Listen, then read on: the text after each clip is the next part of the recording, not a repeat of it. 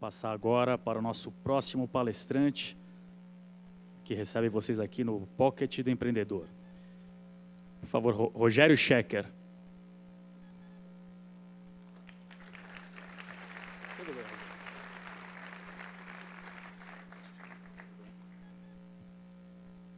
Só um lembrete, essa palestra está sendo transmitida online pelo site da Fiesp, que é o www.fiesp.com.br/online. Ao final da palestra serão feitas perguntas de vocês para o nosso palestrante, que poderão ser feitas através das nossas recepcionistas que estão nas laterais aqui da nossa plateia. Rogério.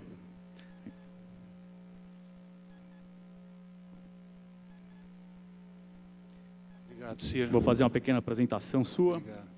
O Rogério Schecker, ele é o sócio da Soap, sócio fundador da Soap nos Estados Unidos, que conta com escritórios nos Estados Unidos, São Paulo e Lisboa.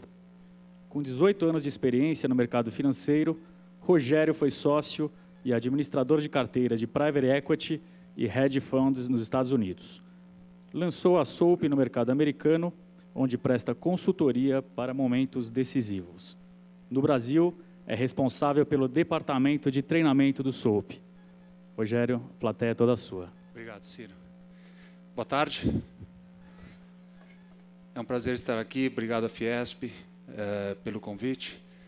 Eu queria começar fazendo uma pergunta a vocês. Na verdade, eu vou fazer duas perguntas. Eu acho que a segunda é um pouquinho mais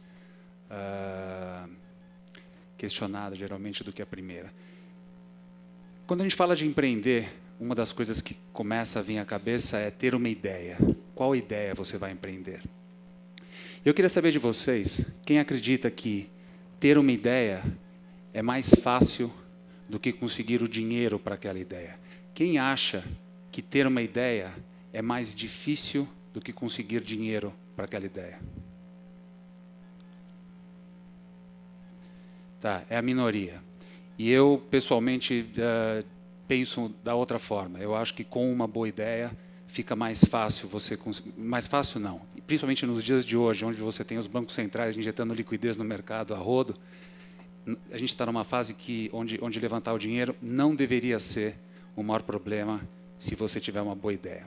A segunda pergunta eu acho um pouco mais desafiadora, que é a seguinte: o que será que é mais fácil? Ter uma ideia ou empreender essa ideia? Quem acha que é mais fácil ter a ideia? E nisso eu acho que mais gente concorda. Empreender uma ideia é o grande desafio. Nós até temos algumas ideias ao longo da vida, algumas delas nós não empreendemos, e aí quando alguém empreende, a gente olha e fala, puxa vida, essa ideia era minha, né? E como que ele conseguiu empreender? E o que a Soap fez desde o começo foi investigar, voltar no passado e ver o que faz a diferença entre as pessoas que têm boas ideias e conseguem empreendê-la de uma forma bem-sucedida e quais são as ideias que têm mais dificuldade em decolar. E é lógico que isso depende da ideia, é lógico que isso depende das características da pessoa. Mas o que a gente foi ver é que ao longo do processo de desenvolvimento de um negócio, nós temos vários momentos e várias interações que vão começando a determinar o que vai acontecer com aquele negócio. Principalmente em negócios novos, quando você começa a empreender, você precisa fazer a primeira venda para uma pessoa que vai ser seu sócio. Você precisa fazer a primeira venda para a pessoa que vai colocar dinheiro no seu negócio. Você precisa fazer a primeira venda de um produto que pode nunca ter existido para alguém e convencê-lo que mesmo ele sendo o primeiro, é uma coisa que vale a pena. Então, ao longo do tempo, você começa a ter interações constantes e quem empreende, imagina na situação do Márcio, quantas reuniões ele teve que foram decisivas. Então, nós enxergamos cada uma dessas reuniões, cada um desses encontros, como uma oportunidade. E essa oportunidade tem características que tornam ela um momento decisivo. Por que é um momento decisivo? Porque quando você tem essas situações, você, ao contrário de outras situações de venda e convencimento, tipo publicidade, você só tem uma chance para dar certo. Quando você vê um outdoor ou passa por um outdoor e não presta atenção, você vai passar lá no dia seguinte. Se você perde um anúncio na televisão, você provavelmente vai ver aquele anúncio de novo. A mesma coisa para jornal, a mesma coisa para anúncio em websites. Agora, quando você acaba uma reunião, você não pode chegar para o seu interlocutor e falar: escuta, será que eu posso passar aqui amanhã às 4 da tarde e apresentar para você de novo? Não funciona. Ou deu certo, ou não deu certo. Então, é isso que nós consideramos momento decisivo. E, ao invés de vir aqui contar o case da Soap e um pouco da história da Soap, eu decidi trazer aqui como nós ajudamos quem está empreendendo a ter maiores chances de sucesso nesses momentos decisivos. Tudo bem? Então, vamos lá. Em primeiro lugar, o que é esse momento? Ele é um momento de comunicação, de pessoa para pessoa, com alguma coisa em jogo. Ninguém tem que fazer preparação para explicar para a esposa no final do dia como foi o dia, dá trabalho. Não é uma coisa que você faz com toda naturalidade. Então, precisa ter alguma coisa em jogo. E, às vezes, esse momento tem uma apresentação em PowerPoint, às vezes tem um auxílio visual, às vezes não tem. Tudo que eu falar aqui para vocês funciona para um momento decisivo que tenha um momento parecido com esse, onde tem um apresentador, tem uma audiência, tem uma grande tela atrás de mim, ou para um simples encontro que pode ser no Starbucks, sem computador, e que pode mudar o destino da sua vida e da sua ideia. Esse momento é geralmente um momento onde você tem uma audiência na sua frente, que pode ter uma pessoa, ou podem ter 350 pessoas, e essa audiência está numa certa situação, e você quer, e é teu objetivo, levar essa audiência do ponto A, onde ela está no começo da reunião, para um ponto B, onde você quer que ela esteja ao final daquela reunião. Para conseguir isso, e para conseguir isso com eficiência, para conseguir isso maximizando as chances de sucesso, não há outro jeito a não ser usar persuasão. E aqui a gente entra na arte da persuasão. É uma coisa aparentemente subjetiva, mas que tem muita coisa técnica que pode ajudar para esse momento. Eu tenho uma formação técnica, eu sou engenheiro de formação, trabalhei muito tempo no mercado financeiro. O tipo de apresentação e de preparação de reuniões que nós fazemos para escritórios de advocacia como o do Ciro, nós fazemos para empresas como a Fiesp, me contaram aqui na Baia, agora há pouco, que está tendo uma reunião da Soap agora, com a Fiesp para uma apresentação importante da semana que vem, ou para empresas de Wall Street. O approach é o mesmo e funciona seja para empresas mais quadradas ou para empresas que aparentemente têm a cabeça mais aberta. E para conseguir maiores chances com persuasão, nós acreditamos piamente, desde o primeiro dia da empresa, no poder do storytelling, que é alguma coisa que está ficando muito mais falado, muito mais famoso, está virando moda, está sendo valorizado, às vezes de uma forma que a gente até considera diferente, porque quando se fala em storytelling, a primeira coisa que muita gente pensa é que storytelling é contar histórias de uma forma lúdica, é contar a história do Chapeuzinho Vermelho, é trazer emoção, trazer fatores que às vezes parece que tiram um pouco da seriedade do profissionalismo. E não é. Nós usamos isso em todas as empresas. História não é necessariamente contar historinha, é a narrativa, é o que você fala.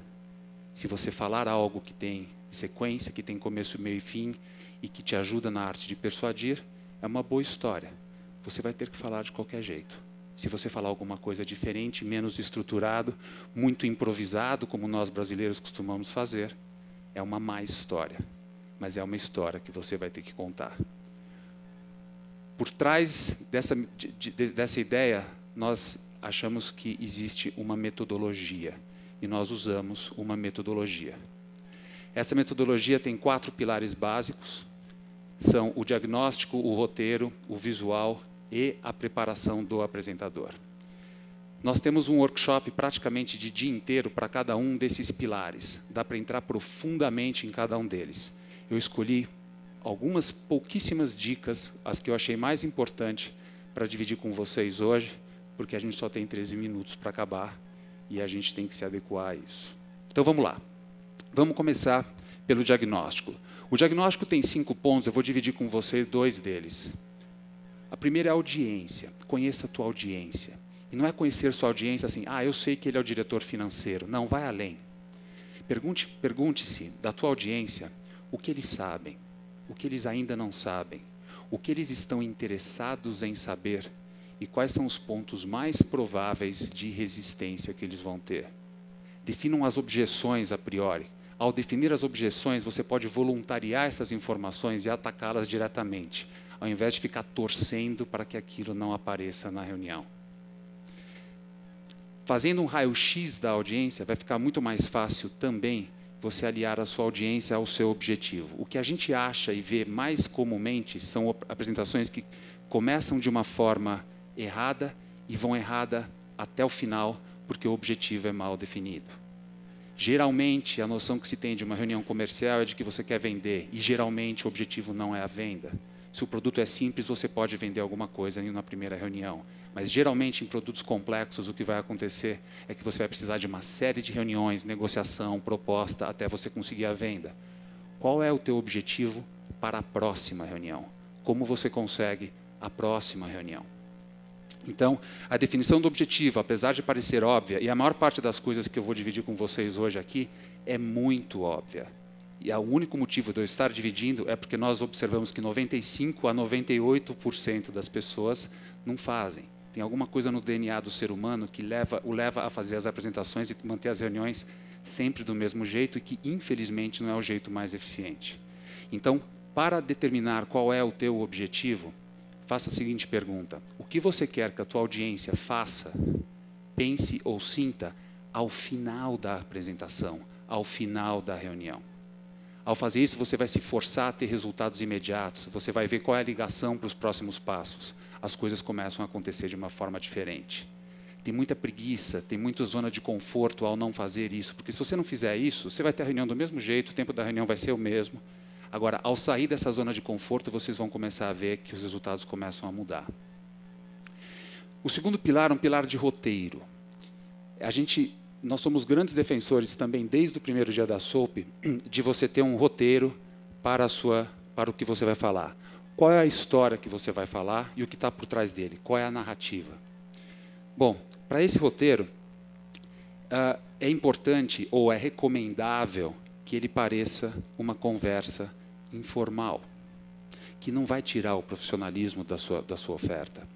Por que nós conseguimos ficar 2 horas conversando, tomando um cafezinho, no final de uma refeição, com os pratos ainda sujos na mesa, tomando uma cerveja num bar, não tem PowerPoint, não tem auxílio visual, e as pessoas prestam atenção, e começa a apresentação corporativa, 5 minutos depois está todo mundo cansado, querendo dormir, procurando o smartphone.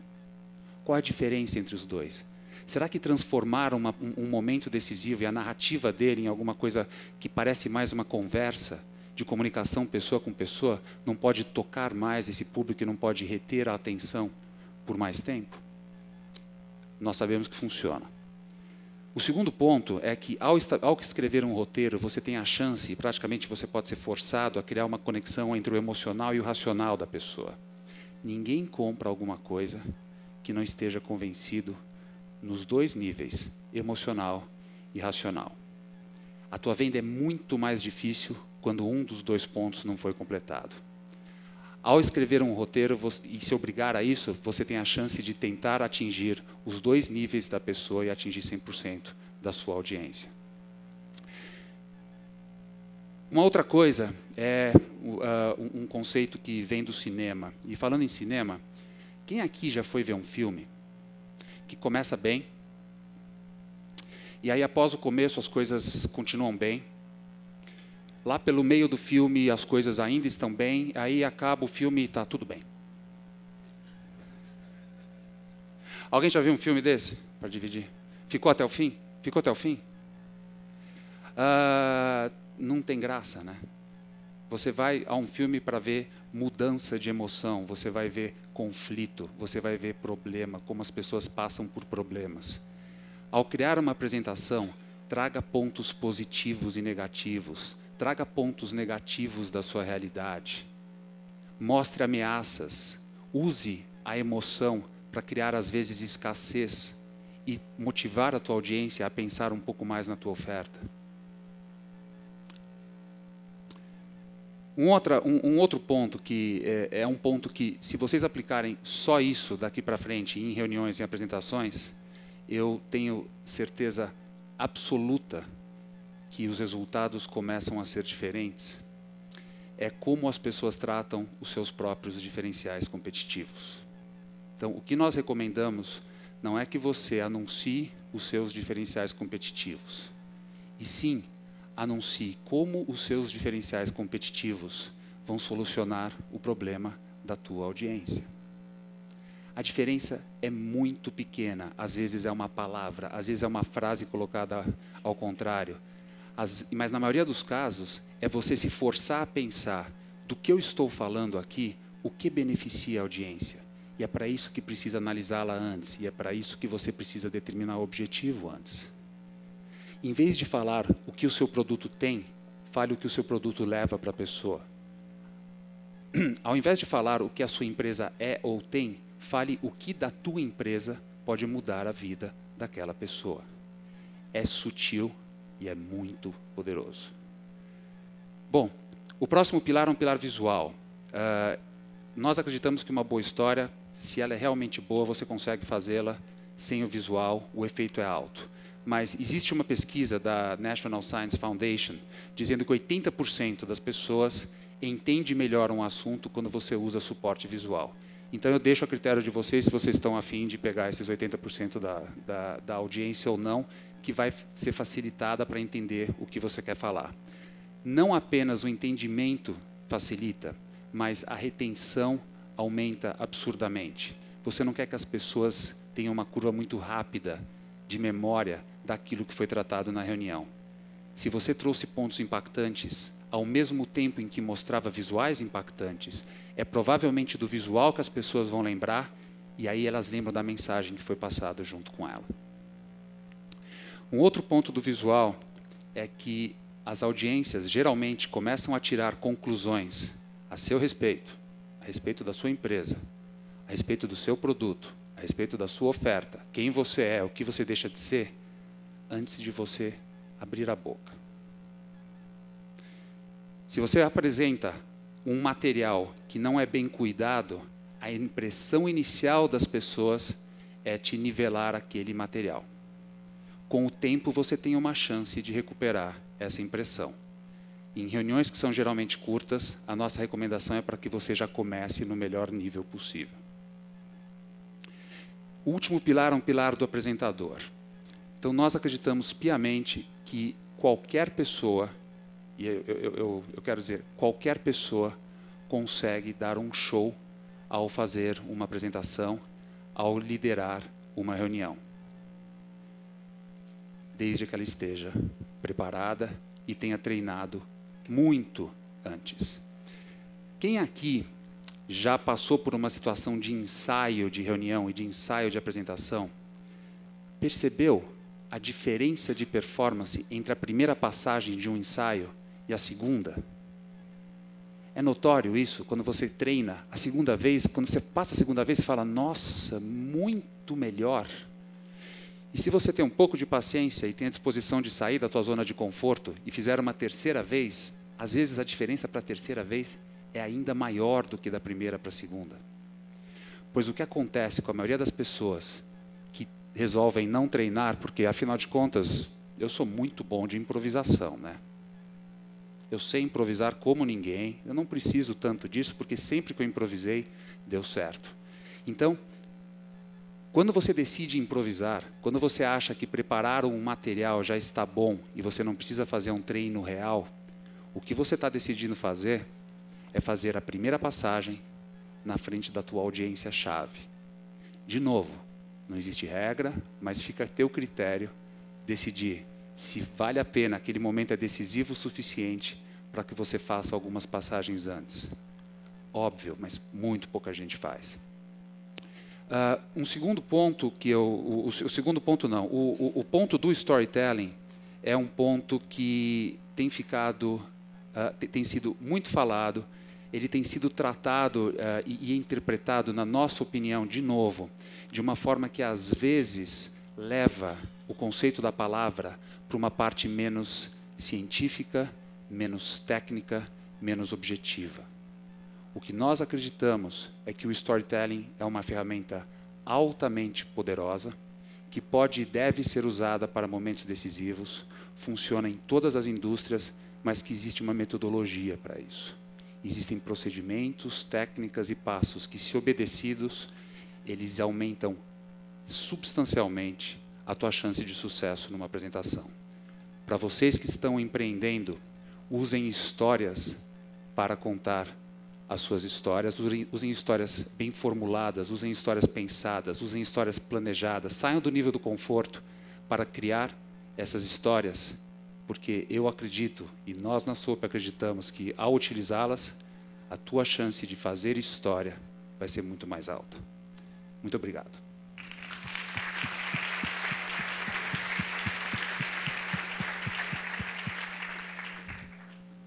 Rogério, acho que em poucos minutos você conseguiu passar aqui para nós valiosas dicas e estratégias para que os empreendedores possam vender melhor suas ideias e atingir a mente dos clientes e da audiência deles, né?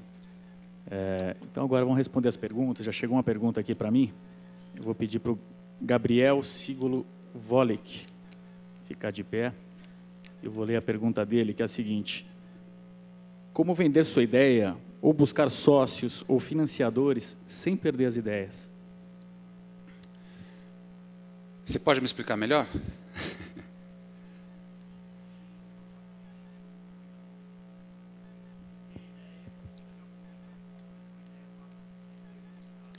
Uma ideia fácil de ser replicada. Então, com ideias que são fáceis de ser replicada, o que acaba contando muito é a velocidade. O first move advantage, como eles chamam, ele acaba sendo muito mais importante do que em outras áreas. E a recomendação, basicamente, é que você tem que andar rápido. Para andar rápido, você precisa aumentar a eficiência dessas interações. Você vai ter que falar com mais gente em menos tempo, você vai ter que trazer mais parceiros em menos tempo, você vai ter que convencer mais gente da sua ideia em menos tempo. Eu acho que haveria uma outra frente a se tomar, a você ter atenção, que é criar diferenciais para tornar aquilo menos replicável. Eu acho isso um pouco mais óbvio, e eu acho que qualquer negócio acaba buscando isso de qualquer forma. A minha dica principal seria conseguir sucesso mais rápido, e para conseguir sucesso mais rápido, você montar estratégias mais eficientes de persuasão em menos tempo e com mais chance de sucesso. Rogério, tenho uma pergunta para você. Estou acostumado a ver muitas apresentações, e a gente às vezes vê apresentações longas, maçantes, e que não atinge o objetivo, que é tocar o coração e a mente do nosso cliente, né? Eu queria saber de você se existe alguma estratégia de limitar o número de slides ou de telas de PowerPoint, se existe um limite para isso, existe um bom senso nisso. O que você recomenda? Essa é uma pergunta, é uma dúvida comum que as pessoas têm ao fazer uma apresentação. E nós não acreditamos que o número de slides seja determinante do sucesso da apresentação. O importante é você seguir aquela sequência. Comece pela história. Quando você começa pela história, você vai determinar qual é o visual que suporta, que sustenta aquela história. O visual não está lá para fazer a apresentação por você. O visual está lá para te ajudar a contar aquela história. E essa é a maior confusão que as pessoas fazem. Com o advento do PowerPoint, as pessoas deixaram de contar uma história e interagir com a audiência, e o apresentador começou a interagir com a tela. Ao interagir com a tela, ele literalmente dá as costas para a audiência, ignora a audiência, que é a parte mais importante de todas. Então, assuma que não há visual, monte uma boa história e só depois que a história estiver pronta, imagine qual é o visual que vai melhor sustentar cada pedacinho daquela história. E se existe uma dica para visual e número de slides, se você tiver tempo para isso, porque a gente sabe que o mundo real não é exatamente o mundo dos sonhos, o mundo ideal em termos de planejamento, é você usar uma mensagem principal e apenas uma mensagem principal para cada slide. Com certeza, obrigado. A pergunta da Thalita Anjos. Quando a SOAP surgiu, não haviam muitas ou nenhuma outra empresa que fizesse apresentações no estado da arte. Atualmente, o storytelling é algo que está na moda. Como a SOAP se diferencia neste mercado? Então, Thalita, para começar, uma apresentação é um produto complexo. É muito diferente você vender uma apresentação e vender uma camisa. A camisa você não precisa explicar como é feita, você não precisa tentar fazer uma camisa especial para cada situação que a pessoa passa em cada dia diferente. E como produto complexo, ele acaba requerendo uma série de cuidados. Cada apresentação é única, cada apresentador é único, cada situação de apresentação é absolutamente única. Então, a especialização nos detalhes de cada parte desse momento é algo que vem diferenciando a SOAP com o tempo. A gente tem essa filosofia e esses pilares desde o primeiro dia da SOAP, em 2003, e apesar da gente continuar usando os mesmos pilares, o que está por trás deles, o tipo de análise que a gente faz para chegar nos pontos que mais pegam na audiência e para ajudar as empresas, isso vai se transformando constantemente e quando a gente acha que a gente chegou na melhor forma de fazer, a gente acaba descobrindo formas de aperfeiçoar isso. Então, essa busca constante para descobrir como funciona essa interação entre apresentador e audiência, o que mais pode ser feito para mover essa audiência para o ponto B, que é o teu objetivo, essa busca incessante eu acho que faz com que nós estejamos à frente, continuemos à frente, a ponto de dividir a metodologia. Como eu falei antes, a gente tem workshops de dia inteiro, onde você vai lá e aprende o que eu falei aqui em 13 ou 14 minutos. Nós passamos 6 ou 7 horas passando pelos detalhes disso. E ao entender tudo que envolve se fazer uma apresentação e lidar com um momento decisivo, começa a ficar um pouco mais claro que não é uma tarefa tão trivial assim. Não basta simplesmente, vou construir e vou fazer. A quantidade de detalhes é incrível, porque no final do dia você está lidando com pessoas e cada pessoa é absolutamente diferente. Thalita, cadê você? Levanta a mão. Tá aqui. A Thalita fez um pedido aqui, Rogério. Ela pediu para você convidá-la para conhecer o escritório da SOAP. Então... está convidada. Pode aparecer lá, vizinho do novo shopping JK, a gente está lá. Será um prazer. A gente tem alguns cuidados ao fazer essas visitas. É bom contactar a gente antes por causa de horário. A gente trata com muitas informações confidenciais. Nós temos sistemas que não permitem que as pessoas de fora acabem tendo contato com informações que não deveriam, mas a gente consegue fazer de um jeito, num determinado horário, que a gente pode organizar. Rogério, a próxima pergunta é do Shang. Cadê o Shang? Ele pergunta o seguinte: 50% de emoção e 50% de razão.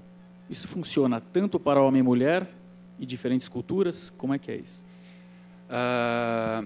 Para começar, cadê o Shang? Onde? Shang. Bom, para começar, 50% é uma forma de falar, não é 50 e 50. Quando nós fazemos apresentações para mercado financeiro, consultoria, indústria farma, etc., o approach racional ele acaba sendo mais pesado. Quando nós fazemos apresentações para indústrias mais livres e mais criativas, o aspecto emocional acaba sendo mais predominante. Então, para começar, não é sempre 50% para um e 50% para outro. Existem, sim, diferenças para homens e mulheres, mas eu acho que menos do ponto de vista de tomada de decisão. As diferenças que nós vemos mais entre homens e mulheres é de comportamento. É como os dois reagem à emoção ou reagem à razão. O processo de tomada de decisão é interno.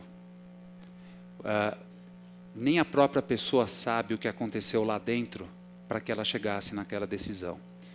Eu tenho uma crença pessoal de que a maior parte das decisões importantes que as pessoas tomam, elas são basicamente emocionais e você vai buscar fatores racionais para sustentar uma decisão que você praticamente já tomou. Não é sempre, se os fatores racionais estiverem invalidando aquilo, você nem vai permitir que o emocional haja. Mas eu pessoalmente, e é um assunto para várias horas de conversa, acredito que o emocional é até bem mais do que 50%. Então, apesar das mulheres parecerem mais emocionais em termos de comportamento, ou darem mais valor, ou estarem mais abertas para o emocional, eu acho que na hora da decisão, nós homens acabamos sendo tão emocionais quanto elas. Muito legal. Tem aqui mais uma pergunta. É Nilva, se eu entendi bem a caligrafia. Fiz um curso de storytelling na SPM. Montei uma apresentação, mas preciso de uma consultoria, um treinamento, uma avaliação da apresentação, um feedback. Você daria este treinamento? E o investimento para essa consultoria é muito alto? Quem é? Qual é o nome dela? Qual é o seu nome? Nilva. Nilva. Nilva, nós temos 2 produtos básicos na SOAP hoje. Um é a apresentação. Então, nós, junto com o cliente, porque nós não conhecemos o negócio do cliente melhor do que o cliente, junto com o cliente desenvolvemos uma apresentação. E no outro, nós dividimos as técnicas que nós usamos com os clientes, com pessoas, e temos workshops abertos. Amanhã eu vou estar dando um workshop aberto de dia inteiro sobre storytelling, sobre escrever roteiros e fazer apresentações eficientes. Nós dividimos essas técnicas. Então, o primeiro é mais próximo de, junto com você, criar um peixe, e o segundo é mais próximo de te ajudar a ensinar a você a pescar. Existem coisas no meio, a gente faz algumas coisas no meio, a gente faz consultoria. Tem uma coisa que nós chamamos de consultoria presencial, que às vezes nem presencial é, mesmo nos Estados Unidos a gente fazia isso da costa leste para a costa oeste com frequência por telefone, que as pessoas têm uma apresentação, elas já têm uma ideia, elas já têm uma história, e elas querem saber como melhorar isso e como levar isso para o próximo nível. É um dos nossos produtos prediletos, porque em muito pouco tempo, em 1 ou 2 horas, a gente consegue trabalhar junto com a pessoa, trazer ideias novas. Algumas a gente já chega junto à conclusão durante esse período de 1, 2 ou 3 horas, e outras nós deixamos algumas coisas para você pensar e falar assim, que tal se você criasse uma introdução que fosse despertar o interesse de uma forma diferente? Que tal se você estruturasse isso de uma outra forma? E se você usasse outros critérios de relevância nessa parte, será que dado a sua audiência e dado o seu objetivo, você não pode mudar um pouco a abordagem? Então, tanto com questionamentos como com ideias concretas, é um produto que nós adoramos. A eficiência dele é altíssima, a gente está totalmente aberto.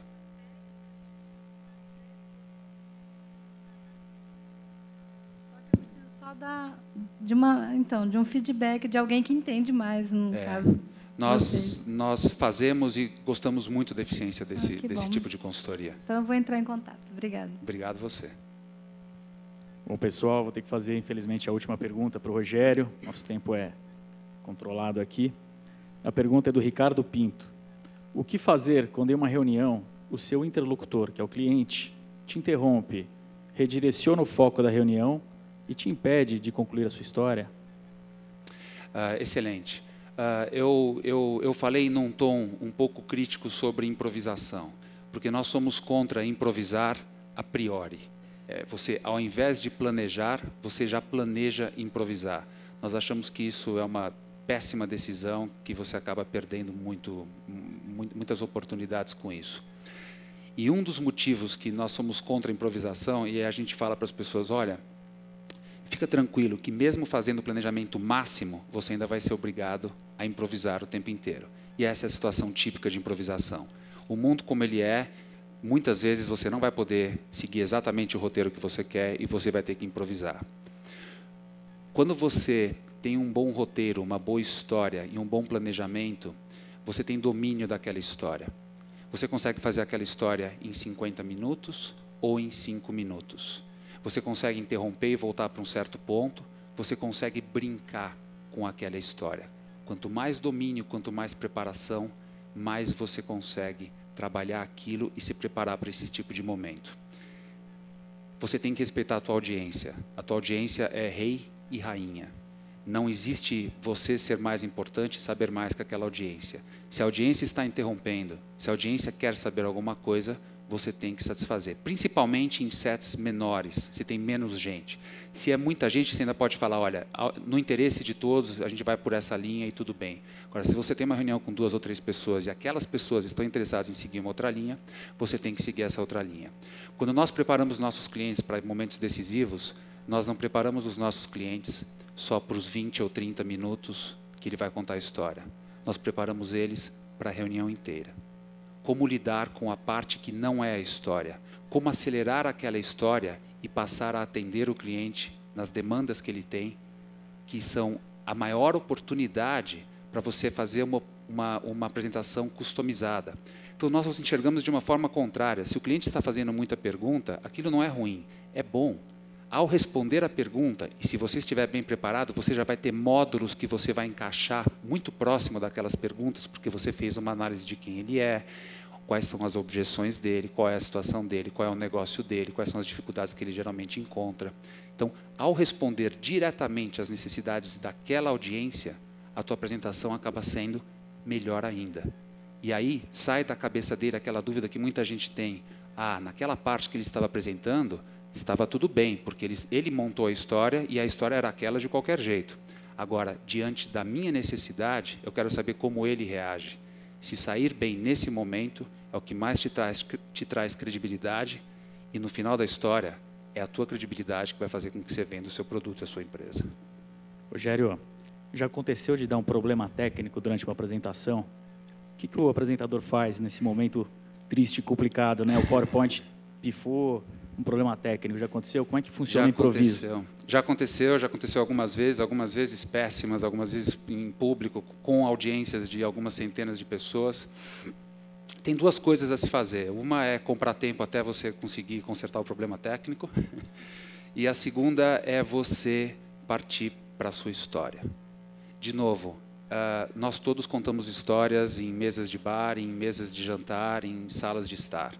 Todos nós temos essa capacidade.